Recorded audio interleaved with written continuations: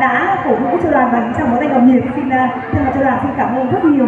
Và để tiếp tục chương trình, không để chờ lâu hơn nữa, xin mời bà con cô bác hãy tiếp tục với một làn điệu chèo nữa được mang tên điệu chèo còn mãi trong ta với sự thể hiện của Quốc Đông. Xin một tràng tay thật lớn để dành cho diễn viên Quốc Đông ạ. Xin cảm ơn bà con rất nhiều, xin cảm ơn ạ.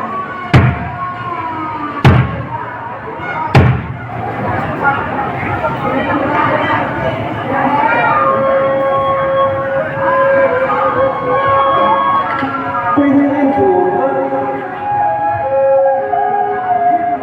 từ xa xưa ông cha ta gìn giữ những làn điệu chèo đầm thắm của quê hương. Đào liễu du xuân duyên phận đường trường, thu xuân cắm giá tại nơi vắng cằn.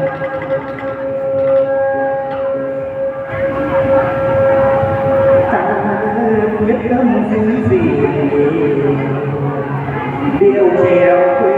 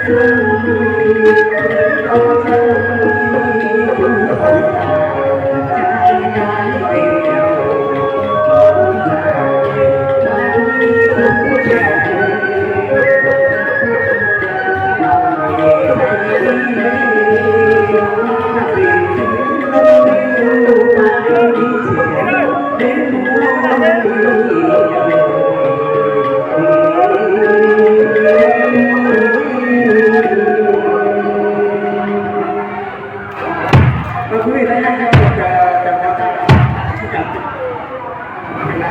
Alo, ban canh tiết xin được công bố danh sách các tập thể, cá nhân và gia đình đã có lòng hảo tâm, công đức vào đình làng xã Hiệp Phụng. Ông Nguyễn Văn Tân, cuộc thi 100.000 đồng. Ông Nghiêm Văn Việt, cụ Hoàng 500.000 đồng. Ông Nguyễn Văn Thắng Sơn 200.000 đồng. Ông Đào Văn Sướng nợ 100.000 đồng. Ông Nguyễn Văn Chín, cụ Thức 100.000 đồng. Bà Nguyễn Thị Thu 100.000 đồng. Ông Nguyễn Văn Bình, cụ Tưởng 100.000 đồng. Ông Trần Văn Bắc, cụ Xoa 200.000 đồng. Ông Dương Quyền, cụ Sực 100.000 đồng. Các cụ ban canh tiết thôn Cầu Giữa 1.500.000 đồng. Đoàn trèo Diều Sơn 200.000 đồng. Ông Lê Văn Dũng